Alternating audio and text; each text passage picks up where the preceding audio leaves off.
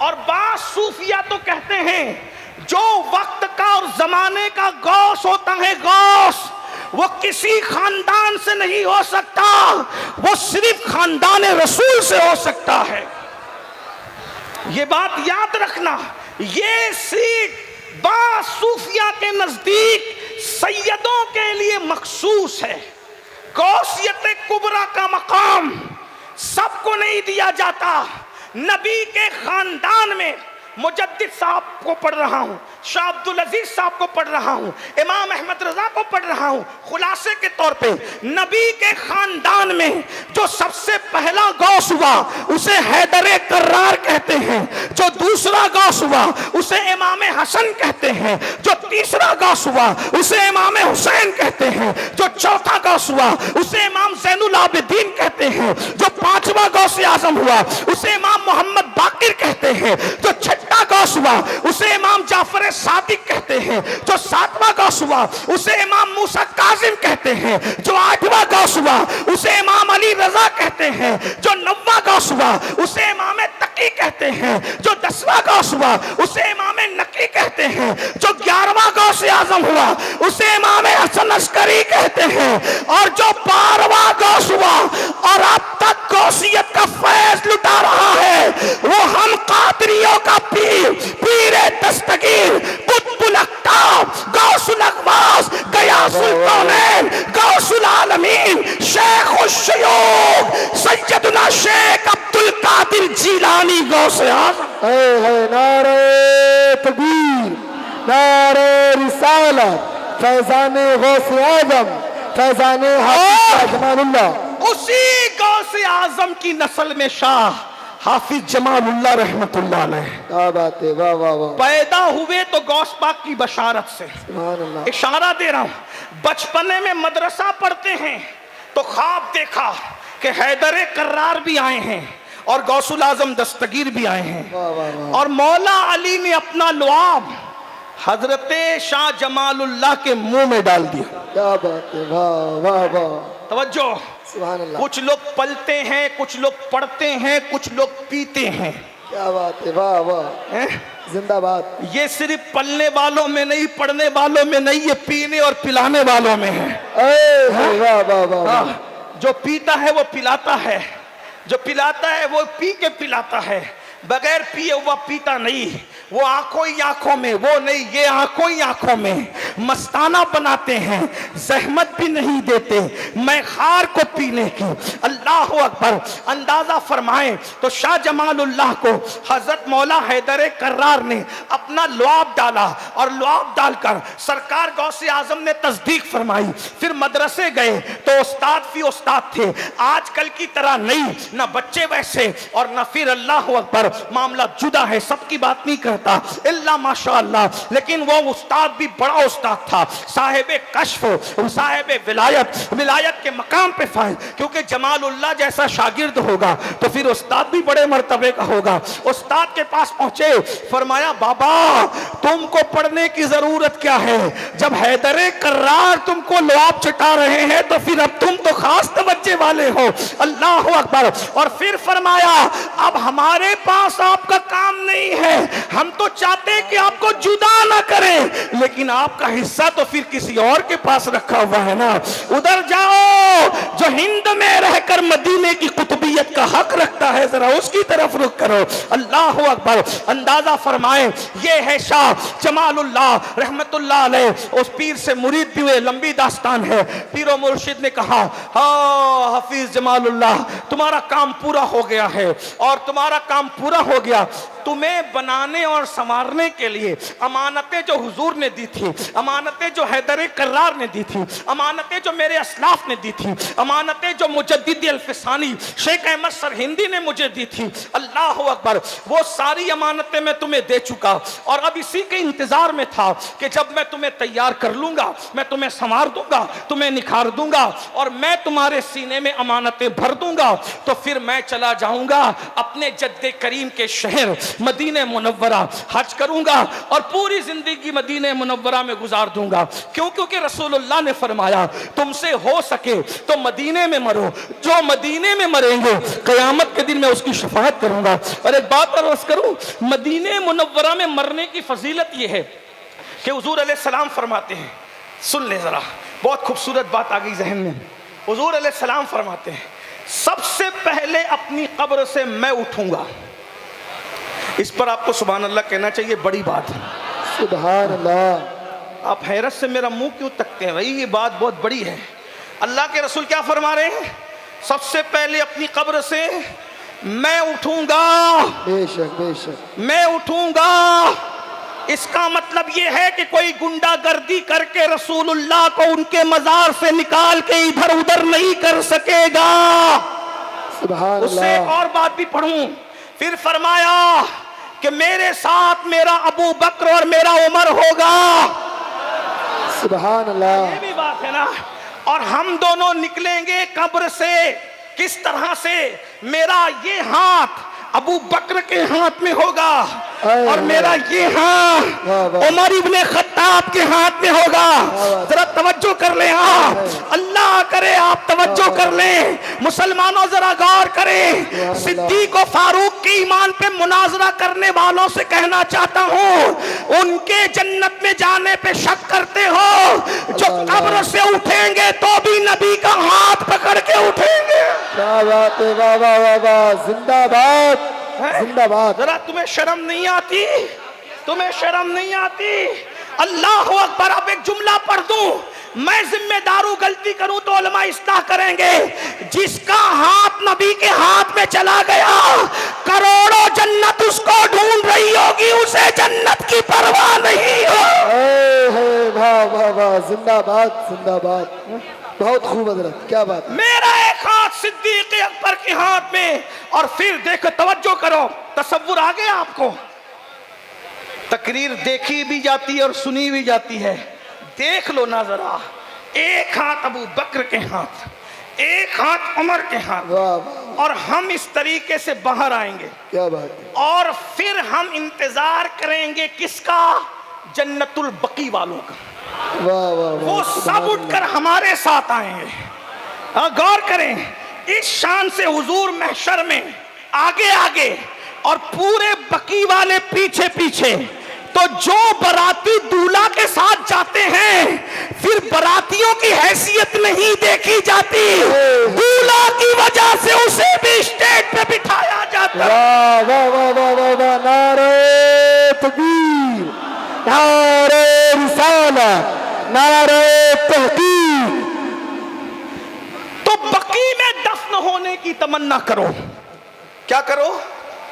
बकी में न, एक बात कह दूं, नसीब से मर गए वहां तो दफन हो जाएंगे, और वरना सच्ची तमन्ना है तो इधर लोग दफन करेंगे, उधर वहां पहुंच जाएंगे। मौलाना जमीलुर रहमान कादरी कहते, लाशे को मदीने में करे दफन फरिश्ते, लाशे को मदीने में करे दफन फरिश्ते, मर जाए अगर हिंद में बीमार तुम्हारा, मर जाए अगर हिंद में बीमार तुम्हारा, सच्चा इश्क हो इधर मरे उधर यार के यहाँ पहुंच गए। इश्क वहां ले जाता है जहां असबाब नहीं ले जाते। अल्लाह अकबर। तवज्जो फरमाएं, गौर फरमाएं। फिर किसी मौके से बात, टाइम पूरा है?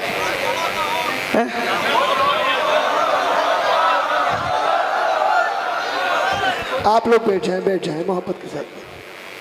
लाशे को मदीने में करे दफन फरिश्ते, मर जाएं अगर हिंद में बीमार तुम्हारा, क्या हुस्न है सैयदे अबरार तुम्हारा, अल्लाह भी है तालिबे दीदार तुम्हारा, क्यों दीद के मुश्ताक ना हो हजरत यूसुफ, अल्लाह का दीदार है दीदार तुम्हारा। ध्यान से सुन लीजिए, चलिए मैं बात को एंड की तरफ पहुंचा दूं, जरा तवज्जो से सुने। अल्लाह अकबर। शाह जमालुल्लाह के पीर और मुर्शिद ने कहा कि बेटे अब हम मदीने जाते हैं। आपने कहा हुजूर मेरे वालिद की ज़ियारत में करना चाहता हूं, तो चूंकि मदीने मुनव्वरा आप जो है वो कराची के साहिल से जाएंगे। बैठ जाओ, बैठ बेटा, बैठ जाओ, बैठ जाओ, बैठ।